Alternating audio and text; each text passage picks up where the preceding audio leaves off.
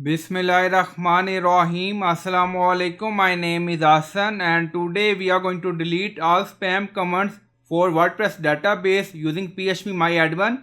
Before starting work, as per request, please subscribe my channel. Thank you. Now back to our work. So we are in phpMyAdmin and this is our WordPress database and we are going to delete all spam commands at same time using SQL Query. Now you see SQL, so click on it. So we are in SQL section. Now paste query and you'll find this query in video description or in comment section. Now you see delete from WP1W. So this is our table prefix. So you can add your table prefix and then you see comments table where comments approved is equal to spam. So we are going to delete all spam comments at same time by using SQL query and then click on go and then you see one row deleted.